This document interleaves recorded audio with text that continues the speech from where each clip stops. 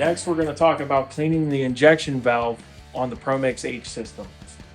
So if we've been running this thing for a while, we're going to want to have a little cleanup ready.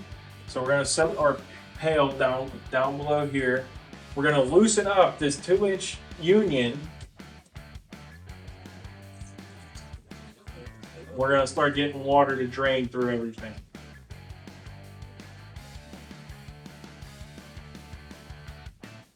Next, we're going to remove our polymer inlet. Remember, when you do this, you want to make sure that this is flush with polymer, or you're going to have a mess on your hands.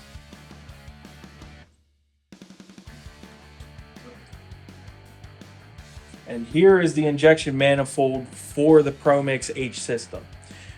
The injection valve is at the tip here. You take some channel locks to this.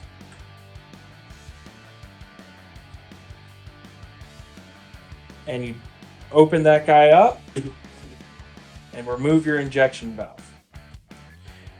As you can see, we have a little poppet in here. What we're going to want to do is take this guy to a sink and rinse it, open up that poppet, and force all of that polymer out. When you're happy and good with how cleaned up it is, then you can replace it. If you see anything wrong, any issues with the seals, or the seal on the actual poppet itself, which is at the base of the plunger, you could take that seal out and replace it.